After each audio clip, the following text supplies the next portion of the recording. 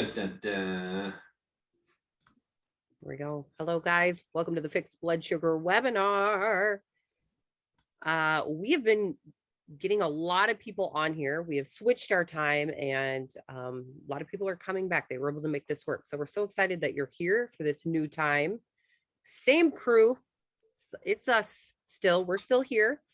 We have Dr. Saunders, as always, who's here to take your questions and give us some teaching. And then you have Joe and I here who are just here to make it fun, I guess, right? I don't know. No, I'm in the background doing the moderating. Joe is kind of, show your coffee cup, or your coffee mug. I got my world's greatest boss or best. World's best boss. I'm just the boss. Yeah, he's just the boss. So he's making sure Dr. Saunders and I behave. That's what he's doing. So, yes. But we're excited. We've been doing quite a few of these webinars. You know, it's probably been nearly 2 years that we've been doing this. Is that right? 2.5, yeah. Episode 122 or something like that. So that's 52 per year, 104 plus 18, something like that. Joe was an accountant in his former life, so yes, former life to be emphasized. Yeah. Yes. So lots of good information available. If you go to bartonwebinar.com, you'll see a link to our YouTube channel, and you'll be able to check out all of these past webinars. But today we're going to talk about type 2.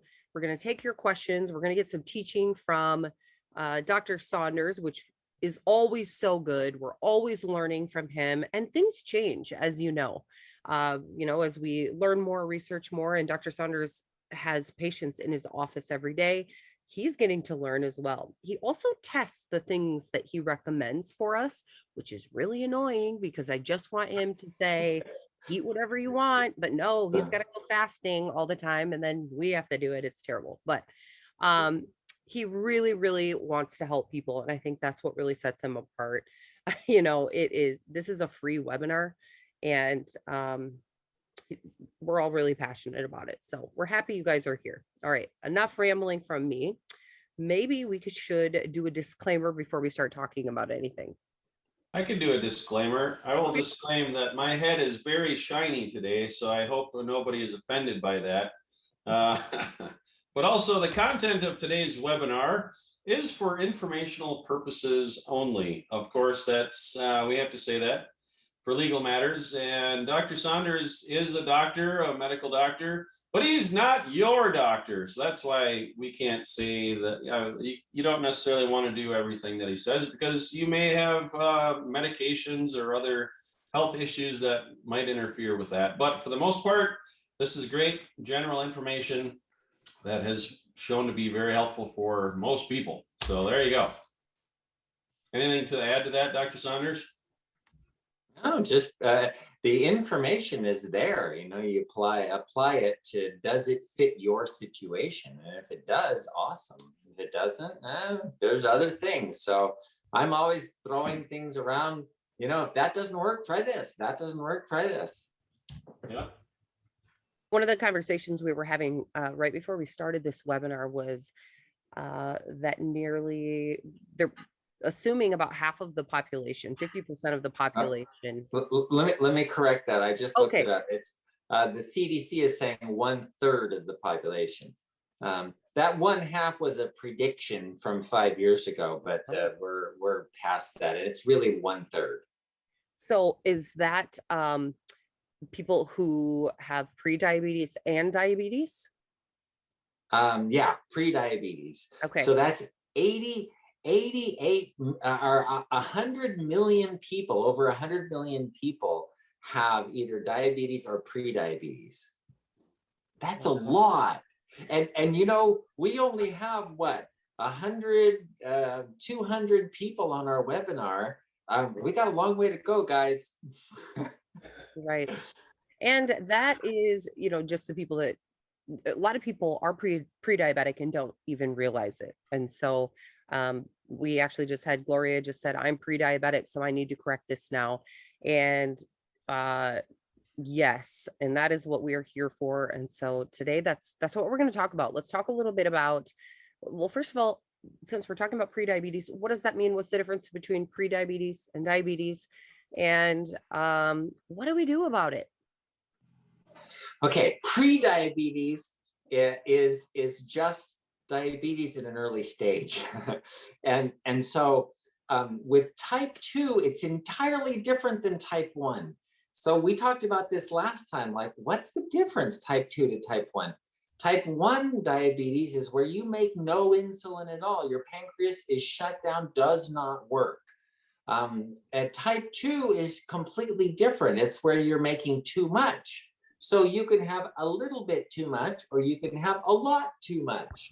Either way, it's too much. So where are you on the scale? Well, pre-diabetes, you have a little too much.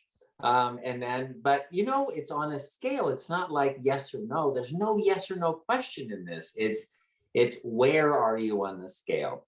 And so if you have a hemoglobin A1C and it's around 5.0, that's optimal. That's the best place to be. So I've had 4.8, 4.9, 5.0, 5.1, 5.2, somewhere in there. Those are great numbers. Now you start getting up over 5.4, 5.5, and you're starting to have a little bit of insulin resistance, right? Because your blood sugar is generally a little on the high side. And then you're getting up to 5.7. That's where officially hemoglobin A1C of 5.7 is officially pre-diabetes.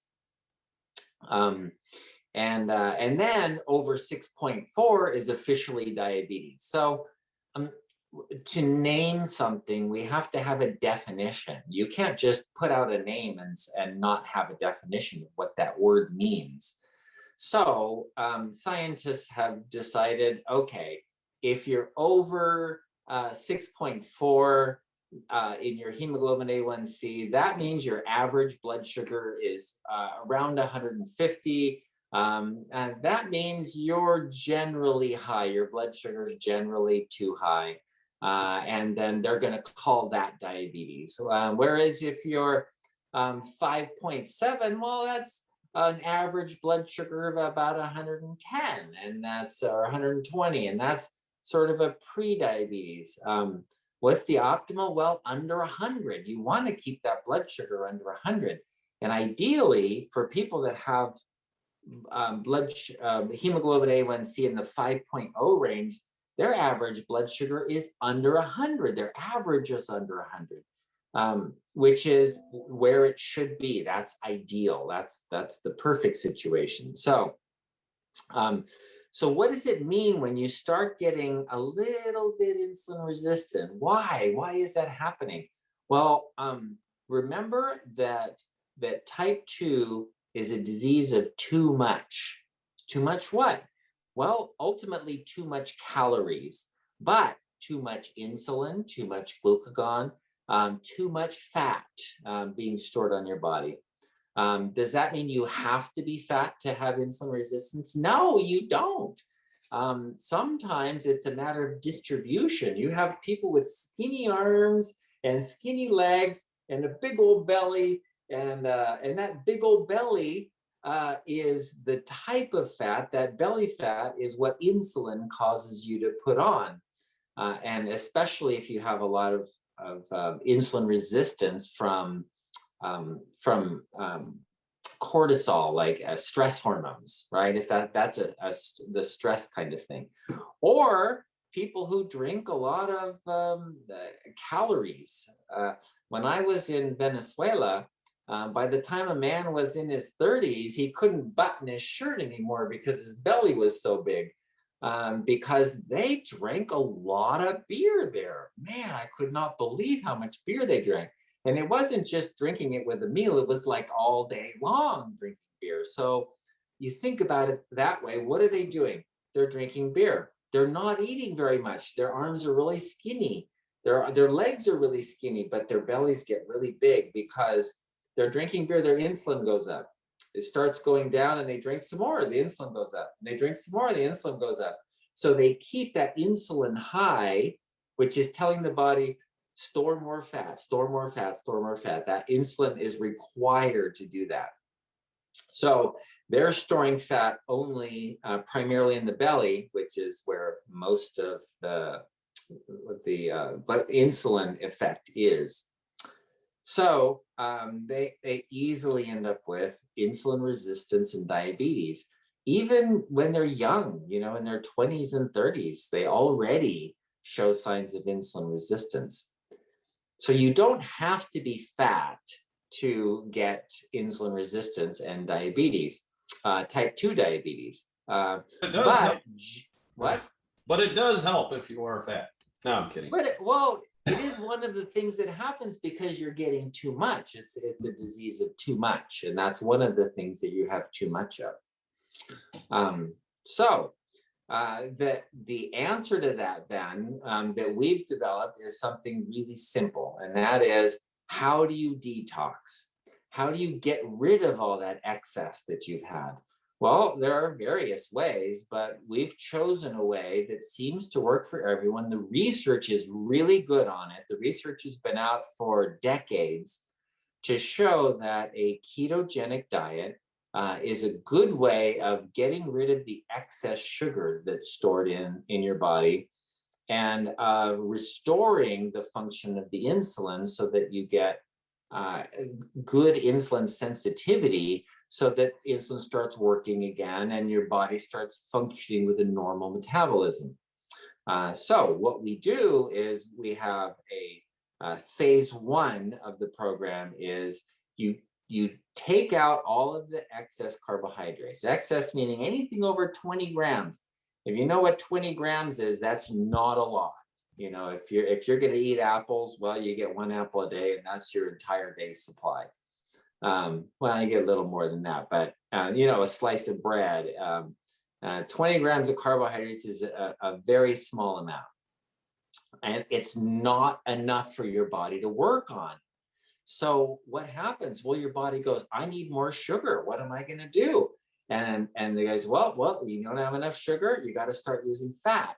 So it forces the body to start using fat for energy. And that switch of the metabolism from sugar burning to fat burning allows the insulin to drop down, because insulin prevents the fat from being burned.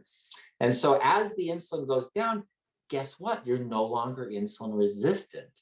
And that's how the system works. And it's a good system for most people.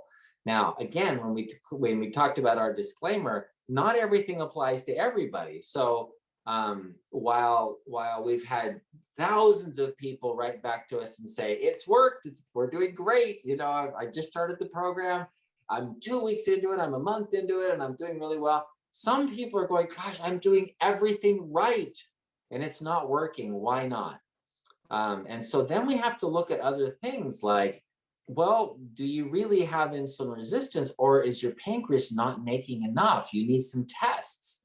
So the tests that we do are insulin, test your insulin, test your Cpeptide, and that's just a C-peptide, which is it's a part of the insulin when it's first excreted from the pancreas. So that tells you, gives you a better indicator of how your pancreas is functioning. And then, of course, you're going to want to know the hemoglobin A1C and your blood sugar. And that gives you an idea of a insulin resistance index. And a lot of you could get a lab that does, they put it together for you. The lab will do all the math and give you a number, an insulin resistance index, which is often very helpful for determining that. That way you can actually follow your number and watch your insulin resistance index go down. So that's the basics. That's what type 2 is. It's just too much. So pre-diabetes is a little bit too much. And then as it gets more and more and more, that's when you start spilling sugar into your blood. And then from there, it spills in the urine. And that's where you have really high, when you're in the 200s and 300s and really high blood sugars. Or if you're in Canada, the 8s, 9s, 10s, you're getting high levels of blood sugar. You know what I really like about this program, Dr. Saunders, is how quickly people can see their numbers come down, like get from very high A1Cs and blood sugars down into the normal range if they follow phase one, like strictly. And like, it's amazing. Like some people, just a couple days or maybe a couple weeks. Other people, it might take longer, but maybe speak into that. Like, what's And the, we had that woman a few weeks ago, and she wrote it in. She said, you know, I was on the program for a month, but I wasn't doing it completely. I was, you know, adding things in here where I wasn't really counting the carbs at all. And it wasn't working. And I thought, oh, this doesn't work, but I better try it for reals. And so she started counting and actually keeping her carbs under 20 and actually doing the program. And she said within 1 week, her blood sugars were normal. And it was like, I'm like, she kind of was doing it here and there. So we've heard these stories. We know this happens and we know this works when they actually do the program. And so why does it come down so quickly? Because when you're not eating enough carbohydrates for to run your body on, then it's going to start sucking all the sugar out of your blood, so your blood sugar drops down, and then there's no blood sugar, your insulin drops down, and then you just switch everything to fat burning, and it can go fast. It can go really fast unless you have a whole bunch of stored sugar, glycogen. And then your liver's making sugar and your muscles are putting out sugar. And then some people keep their sugar up rather long, but there really isn't, you know, human beings don't store a lot of sugar. We store a lot of fat, but not a lot of sugar. So that leads us to one other thing. So I was explaining why it works so quickly. If it's not working so quickly for you, you might try looking at excess protein, because your liver can turn protein into sugar. And if that's happening and you're not burning fat, then there's a problem with your metabolism, and that needs to be addressed first. But for most people, the first line energy is sugar. Second line energy is fat. Third line energy is protein. If that gets mixed up, where it goes sugar, protein, fat, then that needs to be switched. And that actually can be switched too, but some people don't do that as quickly. So we're talking about the diabetes solution kit and the diabetes reversal program that is inside of this. And we're talking about type 2 diabetes, not to be confused with type 1, but 90% or more of diabetes is type 2. And the difference is, real quick, type 1 is when your pancreas doesn't work, doesn't make insulin at all. Type 2 is when you have too much insulin and too much sugar, too much fat, too much everything. Page 39 is where we talk about phase one. And somebody brought up a good point here. It looks like we may have made a bit of a mistake in our guide, but we're going to correct this now. So that's the beauty of this webinar. We have Dr. Saunders right here with us. We get your questions answered. We get obstacles removed. We get all that good stuff. And so on page 39, we talk about a list of different foods to eliminate in phase one: barbecued meats, margarine, fried meat, donuts, cream cheese, cake, frozen meals, canola oil, and a few other things. One of the things on the list is cream cheese. Well, later on, we have a yummy recipe for cream cheese pancakes. So we kind of missed that part, but let's talk about cream cheese. Should we remove the recipe, or should we remove it from our list of foods to avoid? The reason it's on there, because it's not that simple, because cream cheese is fat primarily. It has a little bit of protein, almost no carbs at all. And so that's why it's on there. It's because, well, you're on a fat burning diet. You're not on a sugar burning diet. So there was a reason it was included on in the cream cheese pancakes, for example. However, the reason you want to avoid it is because so much fat at one time causes insulin resistance. In fact, within an hour of eating fat, it like plugs the muscles up so they can't bring sugar in. Fat does that. So because fat induces insulin resistance, we kind of put the high fat things like all the fried foods, including fried meats and stuff that were just protein and fat essentially. What we wanted to avoid is people doing their I don't know, I always say the bacon, sausage, sour cream, cheese, omelet, and drinking cream, you know, this really high fat food. And we wanted to go more to induce people or encourage people to have more of the vegetables, all the free foods. We said, these are free foods. It's all the green things, you know, broccoli and kale and lettuce and all the salads. We wanted people to enjoy more of the fresh foods and that are low in carbs instead of these really high fat foods that can induce insulin resistance.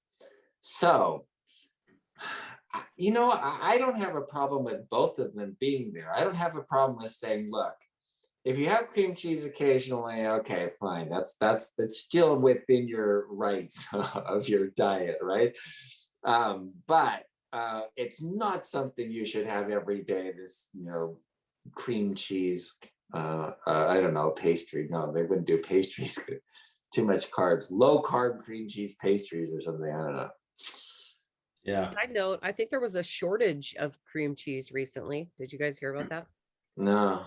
They were like, maybe somebody on here actually knows about it. I think it was during either Thanksgiving or Christmas. They were encouraging people to not make foods with cream cheese because of the shortage.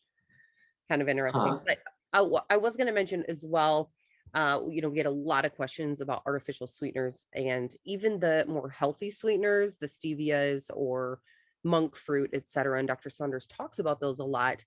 He would prefer you didn't use those because your body may react to them like it is a sugar. But guess what? You're going to find some of those in some of the recipes because we wanted those to be there for those of you who maybe can tolerate those or wanted to try something a little bit sweet. So he didn't know we put those in there. He did that behind his back, but I'm kidding. He did know, but his answer would be similar to that as well.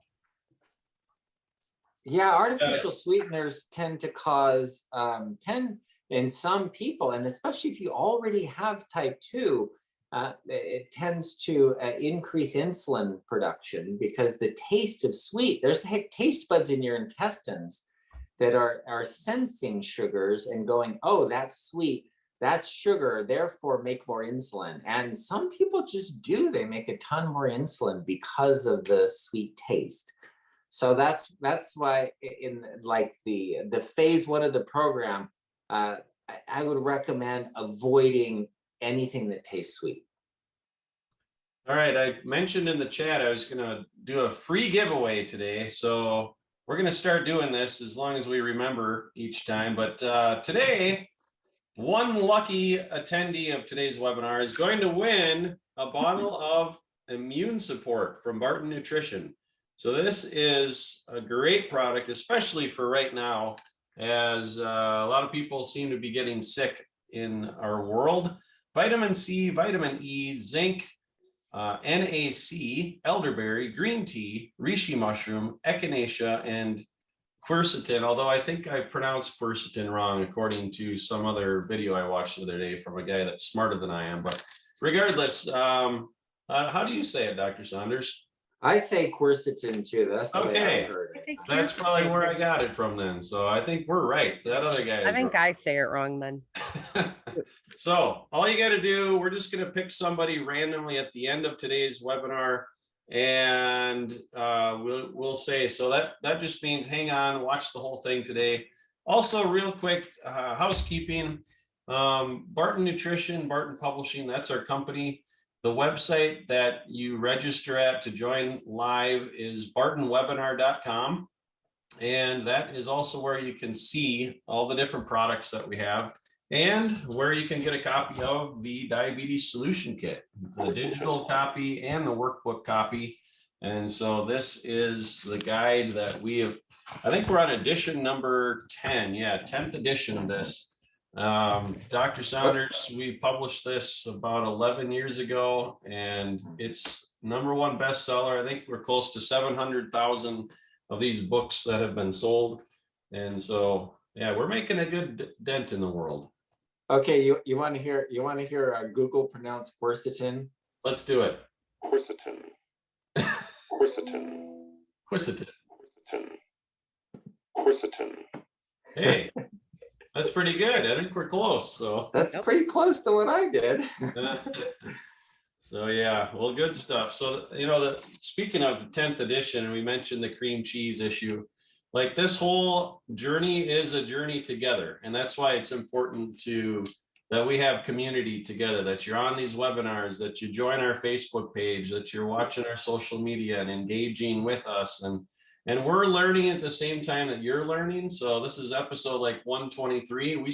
We learn new stuff every time we come on here with Dr. Saunders, and he's learning new things as he researches and as he meets with patients and as he interacts with you guys. So we love to interact with you. We love to be open and honest with you and share, the best stuff. But hey, sometimes we might get something a bit wrong or not perfect, but you guys still seem to love us, so that's good. Yeah. And so one other thing, if you're on here watching, we love to hear from you. So we've got some testimonials that have already been shared, some success stories, and a couple that come with questions like, hey, I lost 23 pounds, but my blood sugars still don't go below 100. What the heck? So we'll get to that in a minute here. But hey, join in the chat, share your story, and we would love to hop on calls with you privately as well. If you've got a story to tell with others, we want to get to know you better and give you the opportunity to share as well. So yeah, good stuff. Soon we're going to get to questions, Q&A, because that usually takes up a good chunk of our time. Actually, are you ready? Yeah, I'm going to just ask one here. This was a good comment from Roy. He says, so I don't drink. So what is my excuse for my beer belly? Hi. Okay. This is part of it, right? So high insulin levels tend to cause the stomach to put on more. So the midsection puts on more fat because it's internal fat actually pushing the contents out. So that's why it looks rounded like a pregnant woman. But the arms and legs are not. You don't get, like, under the skin, you don't get a lot of fat on your arms and legs. So that is an insulin thing. So, drinking beer all day long, beer is a carbohydrate. It's going to induce insulin. So you're just constantly inducing insulin. That's what a beer belly is. But what if you're eating anything with sugar in it? What if you're chewing gum that tastes sweet and inducing insulin? What if you're drinking sodas? What if you're eating rice and corn and beans and breads and cereals? And I had a friend who would only eat pasta. That's it. He would only eat pasta. He wouldn't eat anything else. His dad was a great cook. He'd invite us over and we'd have a barbecue. His dad would barbecue all this stuff. It was really good stuff. He'd go in the kitchen and make up pasta and only drink pasta. Well, 10 years later, I see him in the supermarket. He looks like a butterball. But that's pasta. So the reason for the belly is the insulin. That's what it is. And that's what we're dealing with in type 2 diabetes, is that too much insulin problem. Great question. That's a good question. Another one of our products that comes up often, and Joe, if you have a Cinechroma bottle near you, if you want to show that. All right. Right here. Let's see. There we go. Cinechroma focus camera. Focus. Helps maintain healthy blood glucose metabolism, advanced blood sugar support formula. #1 bestseller. And it's Stephen is asking, what does that do to help diabetes? Okay. So it is not the idea of the Cinechroma was not created to cure your diabetes. That's not what it does. It is a supplement to support. That's why it says support. It's blood sugar support. What does that mean? Well, a lot of people are deficient in chromium. And if you don't have enough chromium, in fact, if you're really deficient in chromium, you will have diabetes just because of your chromium deficiency. So that's what a real chromium deficiency causes, diabetes. And a lot of people are low in chromium. So we put chromium in there because it's really hard to get from food. It's not like you can just go out and say, oh, I'm going to eat a whole bunch of broccoli and get chromium. If the chromium isn't in the soil, it doesn't matter what you grow in that soil. If the chromium's not there, it's not going to be in your food. And that's our problem in the United States is there's selenium is deficient in our soils. Most of our soils are deficient in selenium and chromium. And so we put chromium, selenium, vanadium, which is another trace mineral. So these are trace minerals that help you to just have normal function, right? So that's what it does. And then the vitamin D is actually a hormone that helps you use sugar more efficiently. So vitamin D is put in there. And then the other thing is cinnamon. And it's the cinnamon is like kind of like a medication. It's an inducer of the insulin sensitivity. It makes you more sensitive to insulin, helps you be more efficient in using your sugar. So the insulin is a sensitizer. That's the one thing that's more like a medication to help diabetes. But I don't want you to look at it as oh, I have diabetes, I better take Cinechroma, and then stay on your whatever diet that caused diabetes in the first place, right? So, but if you're making the change and you're doing phase one and you're really frustrated, as sometimes it's because of deficiency in those nutrients. You can add in the nutrients and boom, it starts working. Today's Fixed Blood Sugar webinar is sponsored by Cinechroma, our best-selling advanced blood sugar support formula. Now, thousands of people around the world are taking Cinechroma every day as part of their program to fix their blood sugar using natural ingredients that simply work. Now, Dr. Saunders formulated Cinechroma to meet key nutritional deficiencies that most people have unknowingly suffered from for far too long. With Cinechroma, you get a blend of 6 key ingredients. The perfect combination of chromium, vitamin D3, and vitamin K2, which it's important to take those two together, selenium, vanadium, and our 10-to-1 cinnamon bark extract. Now, if you're not already using Cinechroma, I highly recommend that you give it a try and see how it helps your energy, your weight, and your blood sugar numbers.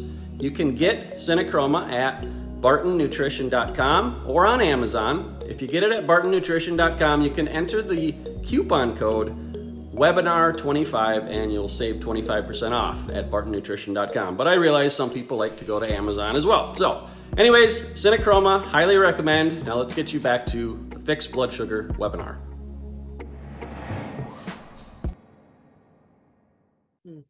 Very good. Sue says she's very thankful for your insights. Can you share about the importance of cod liver oil and how much to take?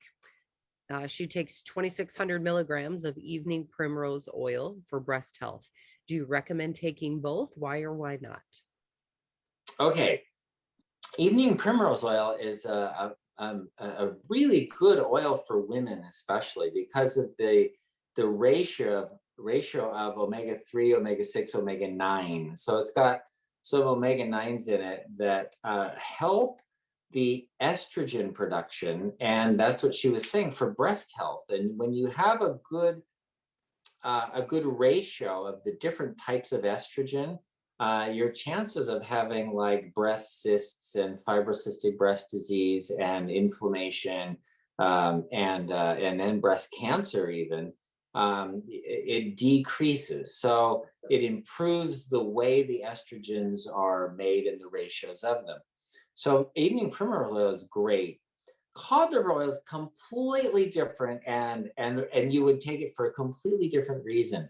So if you're taking like real cod liver oil, and not whatever the prepared stuff, all of the there's different processing of cod liver oil where it has more vitamin D or whatever.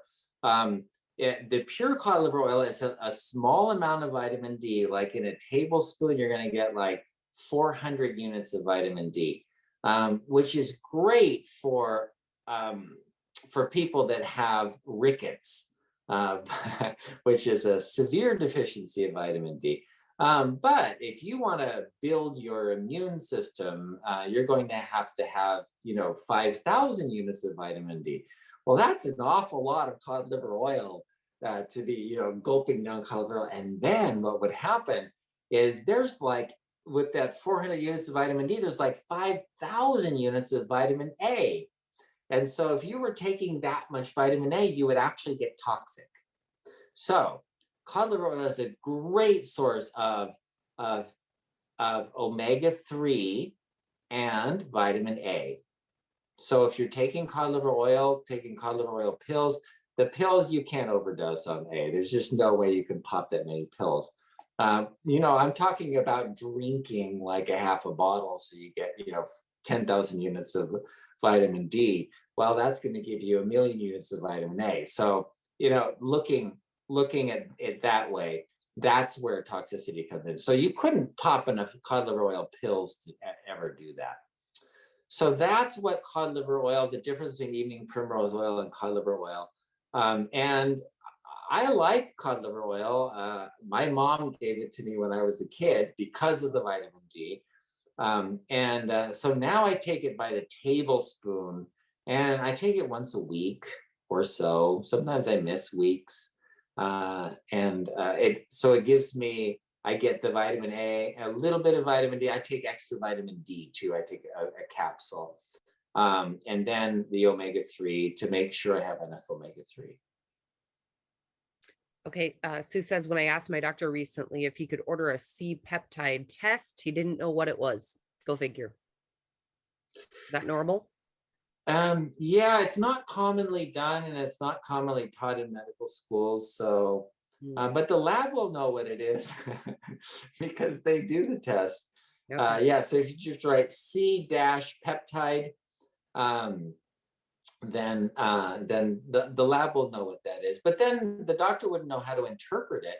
But the lab will give you an interpretation that'll say, where you are in the normal range. And if you're in the normal range, like they tell you have diabetes and they say you need insulin, and you do a C-peptide test and it's like 2, if your C-peptide is 2, then, or 3 or 4, then you say, no, I don't need insulin. I'm making a lot of insulin.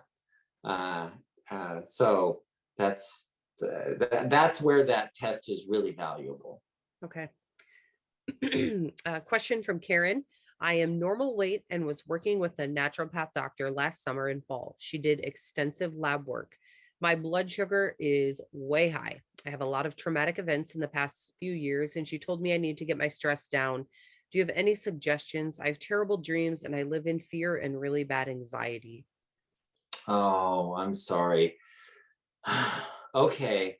I've told the story before many times about Julie, who was she was overweight clearly, but she didn't really have diabetes. She had stress-induced diabetes where her blood sugar was uncontrollable, even on drugs, even on injecting insulin and everything, until her daughter moved out of the house and they became best friends again. They were like fighting like crazy when they were living together. But when she moved out, they were best friends again, and her diabetes like disappeared completely. So I get what you're talking about. That's a real thing. It's not your naturopathic doctor's not imagining this. This is actually a thing. So if they've tested and they said, well, your pancreas is working fine, you're making insulin fine, and your blood sugar is going up because of insulin resistance, there are things you can do with your diet And we talked about the fats when we talked about the cream cheese, you know, the fats causing insulin resistance. You can go on a no-fat diet, and that's often a helpful thing to do for somebody who has a lot of insulin resistance. But the cortisol from stress also makes you insulin resistant. So there's something called phosphatidylserine, which brings the cortisol down. It's called PS, and it's about 100 milligrams twice a day. And then ashwagandha are the two things that will help they kind of just decrease the reaction, the response. And then I've been reading a lot of books on PTSD, post-traumatic stress disorder. And PTSD is not just for, you know, the army guys that watch their platoon get shot up and, you know, they're the only ones to survive, you know, all that kind of the post-traumatic stress disorder from military people. You know what? People in car accidents have PTSD. People whose parents die have PTSD. People who are beat up in school have PTSD. You know, it's like, you know, we have trauma and human beings have trauma, and there's all kinds of trauma. My wife's first husband passed away of cancer, and she's still living with PTSD. You know, this is not an uncommon thing. This is real. And it's very hard to deal with. So I've been doing a lot of research on it. And I found a book called The Body Keeps the Score. Vander Kolk is a physician who's been doing a lot of research on this. But the nice thing about the book is, number one, it describes PTSD and the fact that, because he started with the military people in the Veterans Administration hospitals. But when he moved into private practice, he started saying, oh my gosh, this is everywhere. You know, this is a real thing, like in the population, not just in the military. So he wrote a book about it, and he said, this describes it, this is what it is. But after that, he looks at all the different ways of dealing with it that have been tried, and looks at the research on it. And I think it was really helpful. And I think anybody who has PTSD might want to look at that book and look at the options, because if you go to one therapist and all they do is cognitive behavioral therapy, that may not be the right one for you. You might need internal family systems therapy. And so, you know, you may look at all of the things that are available and then say, and then find something, you know, I'm really interested in this. And then you can find a therapist that does that specifically.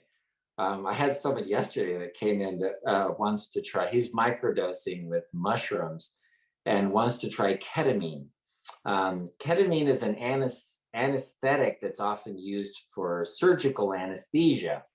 And so they do therapy under anesthesia using this for people who have this severe reaction when they go through their trauma, and it prevents them from having that reaction.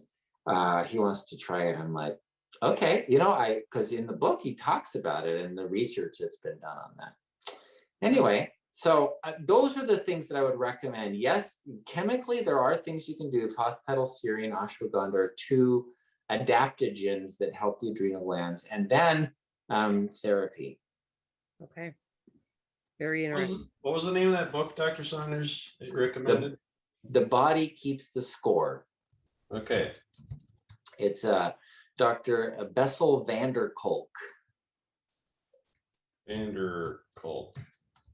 Cool. I put it in the chat. One too. It's a big book. Yeah.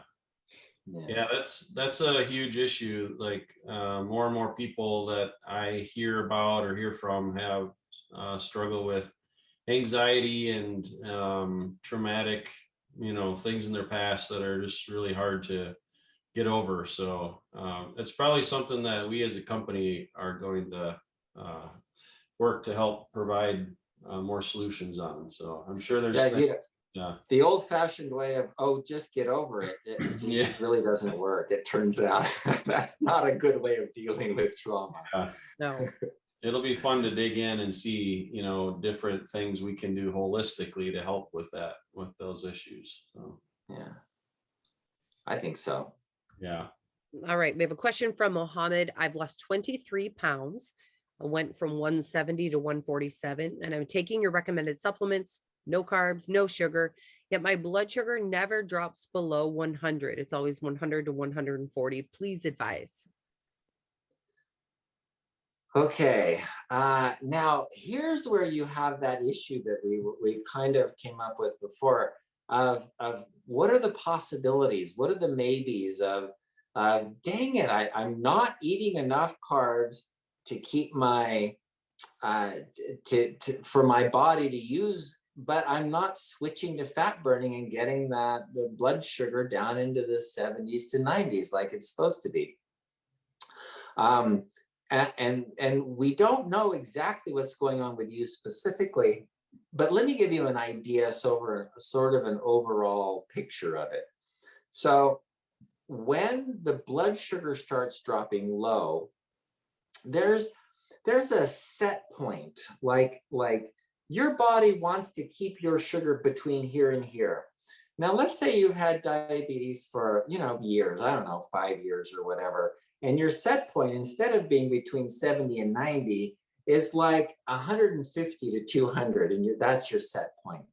And so let's say you start dropping below that, then your insulin drops down, but your glucagon goes up. And glucagon goes up way high because you're getting way too low. So now, what is glucagon doing? Well, that's a different hormone entirely that we hardly ever talk about. In fact, it's really hard to measure. And what it does is it tells the liver, start turning protein into sugar. So then to get that sugar back up to that set point. And that's a difficult thing to deal with. And I've had people that have had that problem have to go on a low protein diet as well, and just do essentially the the vegan, I had somebody on this, it actually worked, the vegan ketogenic diet. So it's the same kind of thing like we put in the diabetes solution kit, the ketogenic diet, right? Well, this is a vegan ketogenic diet. In other words, there's no animal products at all.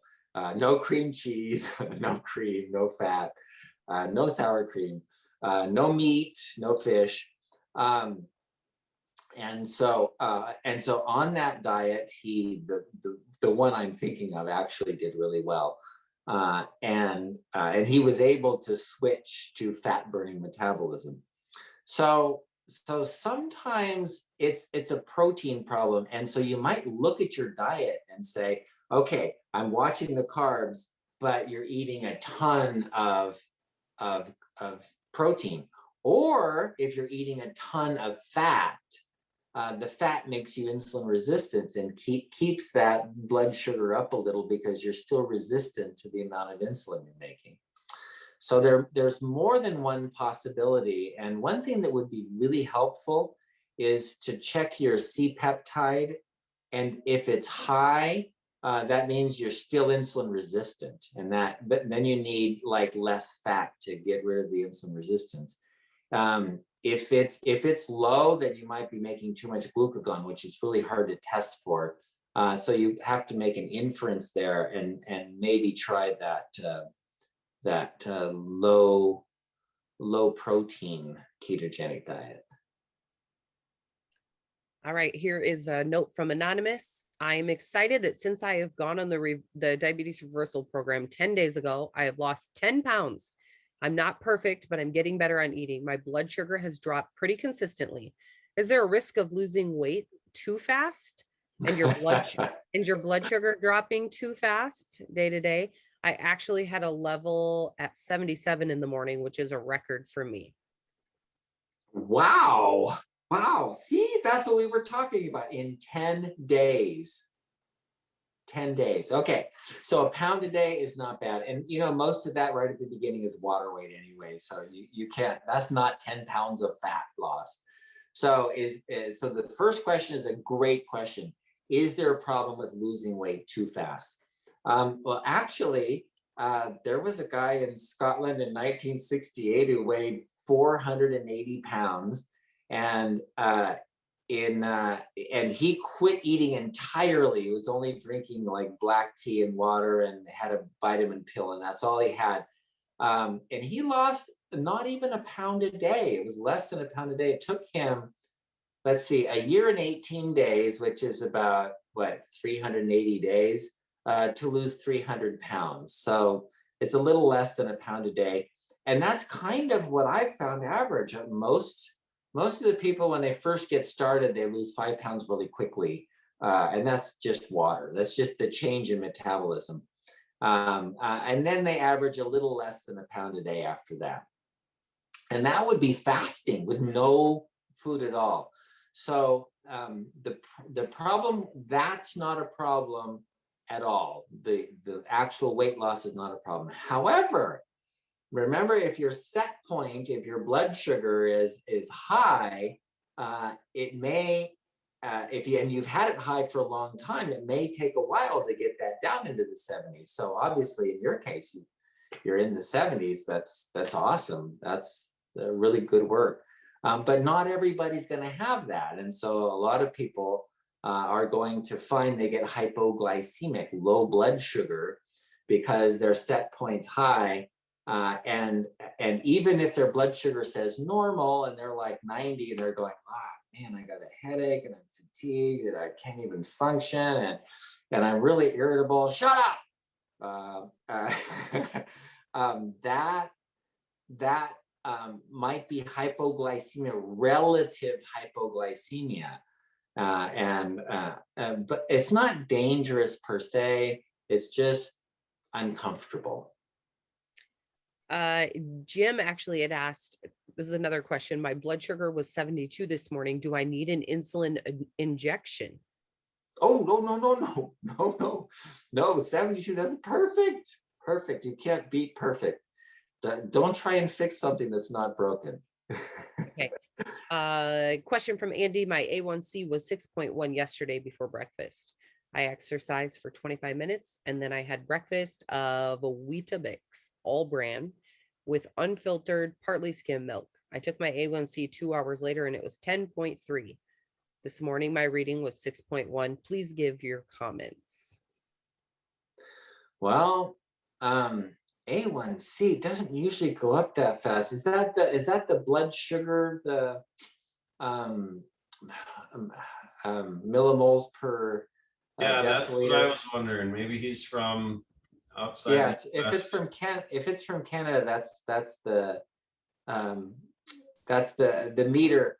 Anyway, that's the blood sugar meter. So 6.1 is a little bit on the high side. It's okay. It would be like the equivalent of about a 120 range. But the 10 is clearly over 200, 250. Why did that happen? Because that's the process of eating, the blood sugar goes up. That's what it can do because it's not getting into the cells because of insulin resistance. So that's kind of expected, and that's what insulin resistance is. Well, did that answer the question? What was the question? Well, and also it depends on what you're eating. This was he was eating all bran with skimmed milk. So if that was, it could be a very high carb food. Yeah, bran cereals tend to have a lot of sugar in them, and then of course milk has sugar in it too. So it just could be that just sugar overload. Okay, let's get to Levon's question. That's a really good one that would help, I think, a lot of people. tell me, I don't know where you're at. I'm so behind. Yeah.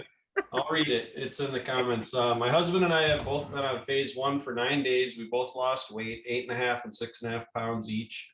Blood sugars have come down to near normal with the doctor's instructions. I've stopped taking fast acting insulin and reduced my slow acting 2 units. Our question is, since we have a large amount of weight to lose, 60 and 140 pounds, would it be okay to stay on phase 1 for longer than 4 weeks? Oh, that's a great question. You know what? We've never had that question before. The answer is yes, of course. You can do it for a whole year if you need to. It's just fine. You know what? And as long as you're eating good food and you're getting good nutrition from it, like you are eating the salads and eating the free foods on there, and not just eating like pure, I don't know, meats and fats and stuff like that. Yeah, absolutely. Stay on it for as long as you need to, as long as you want to lose weight and everything is great. Yeah, that's probably just a general guideline. Like it might take 4 weeks or whatever, but it could be 1 week, it could be a year. It just kind of all depends on your own unique situation. So, yeah. All right. So many questions, you guys. Let's see. This is from Patrice. I'm working with an endo MD. They do not recommend keto, and they want me to get 90 grams of carbs per day. Why do diabetic diets call for so many carbs? Also, I was really happy to add oatmeal to my diet, but I'm so confused. Any insights? Okay. Yes. Okay. Here's the problem. Research is kind of like so mixed together, and in the medical schools, they don't put it together properly. They don't look at the big picture. They just narrowly focus on one thing. So they look at, for example, when people do the Dean Ornish diet, which is no fat, a high carbohydrate, they do really well, and their blood sugar comes down, and their insulin resistance comes down, and they're eating 90 grams of carbs a day, and that's just fine. And that works, and it reverses heart disease and all of that. So then if you look at the ketogenic diet, like the Atkins diet, then that works too. And they're not eating any carbs, and they're eating 20 grams of carbs a day. And they're eating fat, and they're eating protein. And so these very disparate types of diets work. And so the endocrinologists come up and they go, well, it's really important to get enough carbohydrates because you got to feed your brain, and you have to have a constant supply of sugar, and you don't want to decrease your supply of sugar to the brain. So they say, get 90 grams and just inject more insulin so that you can put more sugar into the cells. Okay, the endocrinologists are trained in type 1 diabetes. Type 1, you don't have enough insulin.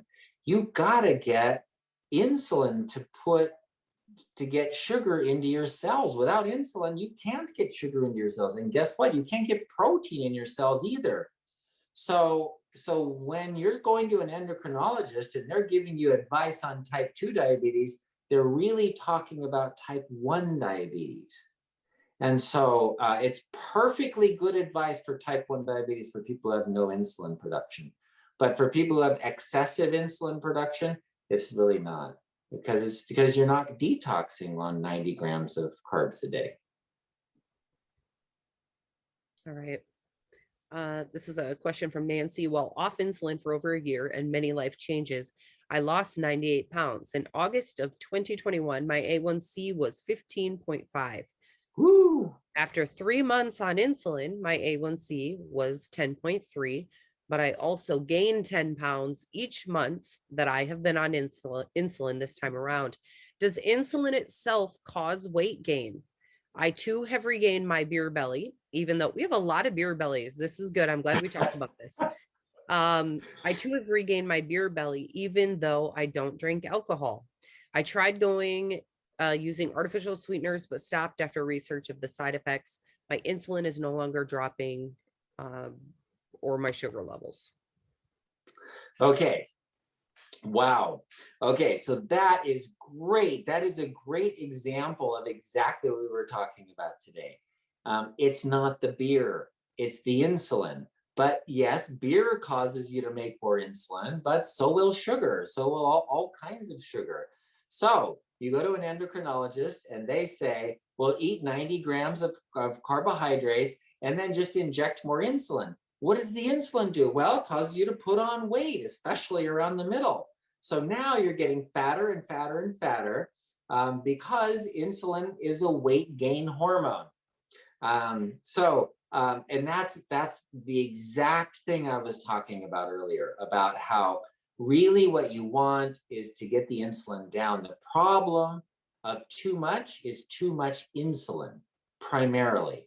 The sugar, high sugar, causes more insulin, which then induces all the problems, the weight gain and all the issues with type 2. So what you want is less insulin. So the fact that you got off the insulin and lost some weight, that's great. That's exactly the right thing to do.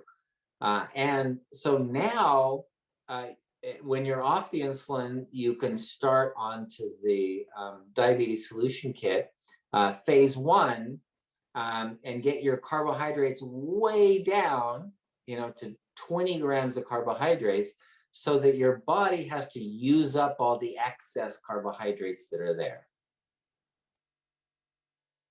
Joe, do you want to share William's testimony? Bill Davenport, yes, I need your contact info. Send that to me in the chat here. I want to reach out to you. So he just sent this to us.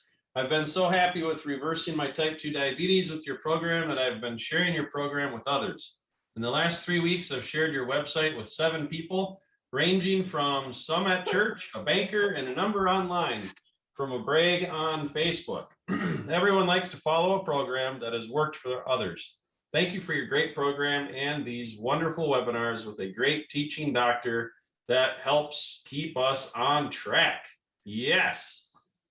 So good. Amen. Thank you. Good stuff. Thanks, Bill. Yeah, I want to talk to you, Bill. So we have we're trying to find out who our raving fans are. It sounds like you're one of them. So I'd love to talk to you. Also, I mentioned earlier, we're giving away this bottle of, not this bottle, but a bottle of immune support. Dr. Saunders, do you need to go? It's top of the hour. Okay. Yeah. Well, we're going to say arrivederci to you. Thank you so much. We'll see you next time. Yeah. See you next time. Bye. All right. So we still have questions that didn't get answered, but that's okay, everyone, because we got a few resources to tell you about. But first, let's do this immune support bottle giveaway. The first person who writes in the chat, I need immune support. Either one, I want or I need immune support. Put it in there.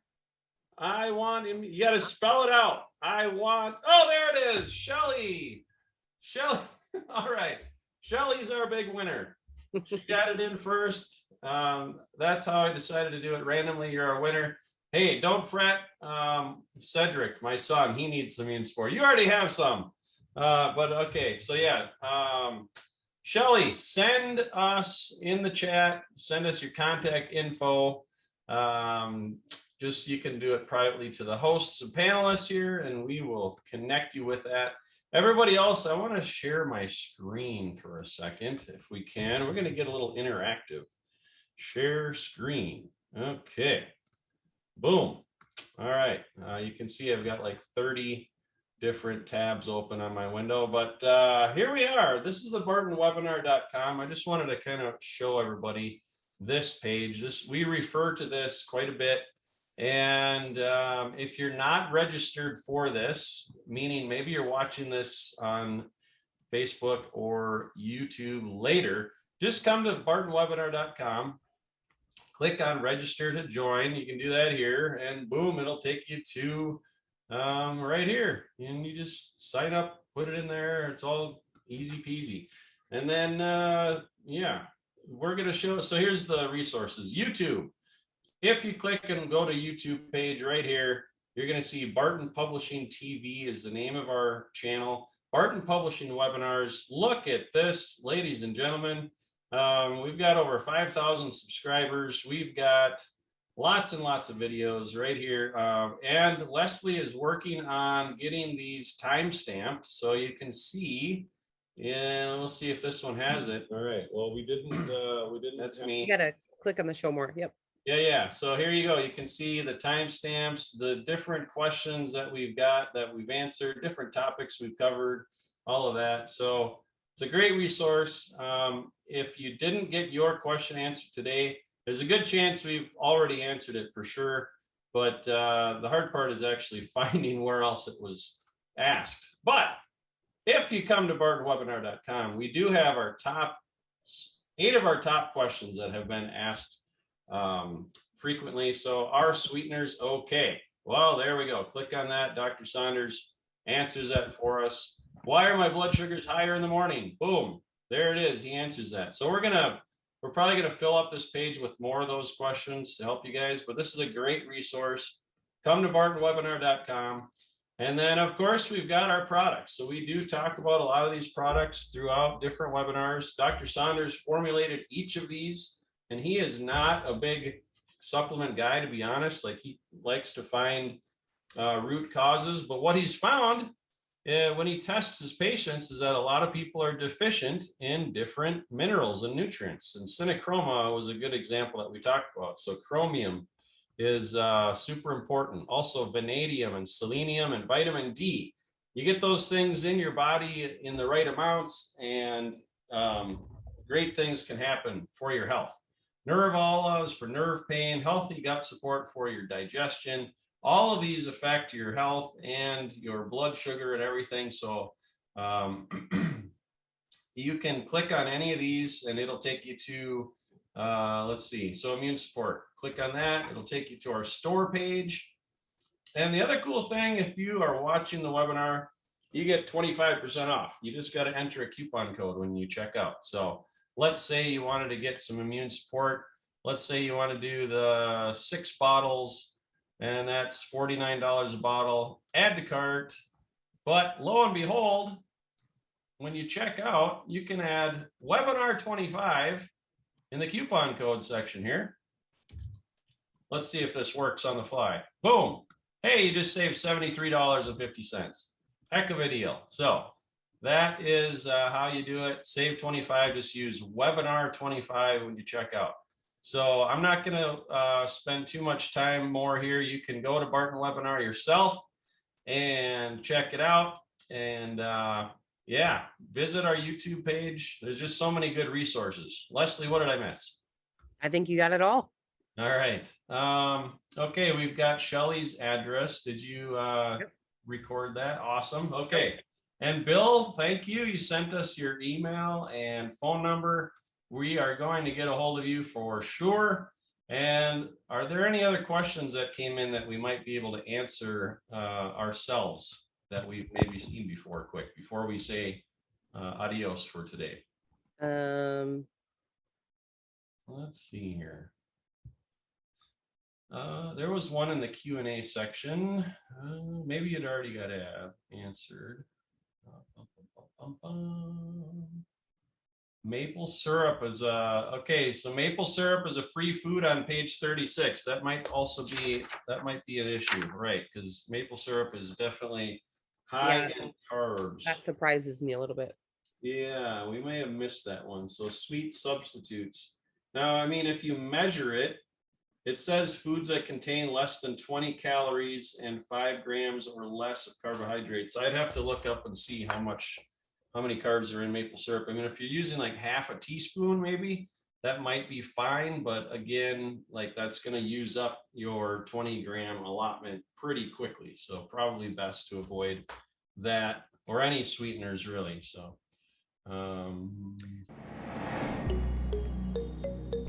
Today's Fixed Blood Sugar webinar is sponsored by Cinechroma, our best-selling advanced blood sugar support formula. Now, thousands of people around the world are taking Cinechroma every day as part of their program to fix their blood sugar using natural ingredients that simply work. Now, Dr. Saunders formulated Cinechroma to meet key nutritional deficiencies that most people have unknowingly suffered from for far too long.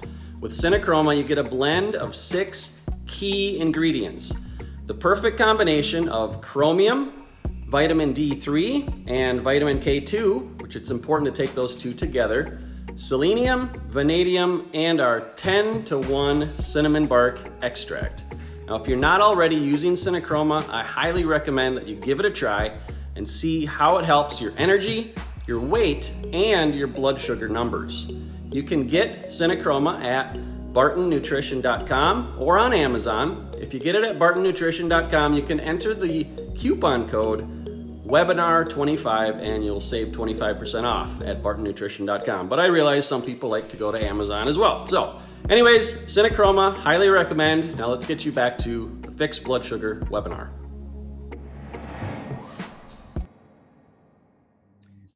Someone had asked if there's a list of doctors that we know,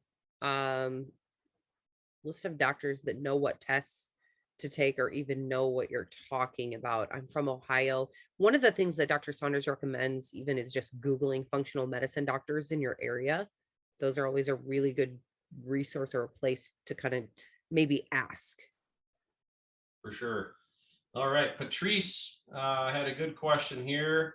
So I want to share my results so far. I've gone from 11.5 to 6.4 from August to December. So that is fantastic. That's 4 months. Wow.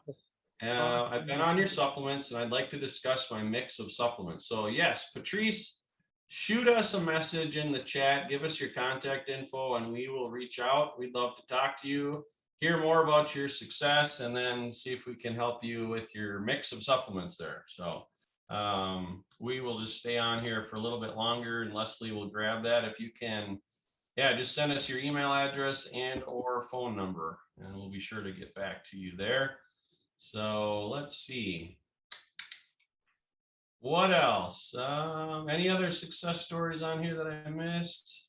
Sally's answering some questions for us. Nothing sweet is best for phase 1. Thank you, Sally. You're awesome. Yeah, it's not too hard and it will speed up your road to feeling better. That's right. Yeah, you know, just so much of this is mindset and it's really, I think, I personally work best when I'm like black and white, all or nothing, just like go fully in. Don't see how much you can cheat or what you can get away with, because that's kind of defeating the purpose. Like this is a whole shift. Like you're changing, you know, a lifetime of decisions, and you're doing something completely different, and you can expect different results. Somebody once said, Einstein said, insanity defined is doing the same thing over and over and expecting different results. So I think there's definitely some truth to that. But yeah, like this is your life. So this is your health. This is you living your best life for the rest of your days on this earth. And so give it your best shot. Like you're worth it. You are wonderfully made human individual that God put on this earth for a purpose. And that's really one of the big reasons that that we are here as a company. We want to give people hope and healing. And we want people to feel alive and active and be able to dream again and all that. So awesome. All right, we got Patrice's contact info. We can reach out to you, yeah, either later tonight or maybe we'll just send an email and we'll set up a time to talk with you. So, all right. Well, good stuff. I'm actually late for another meeting, but you know, I'm also the boss, so yeah, they'll have to just put up with me, I guess. But good stuff, Leslie, as always. Yeah, great call. And I think this new time is working well for people. So yes. All right, guys, we'll see you next week, same time, same place. Tell a friend. Thanks, everybody. Bye-bye.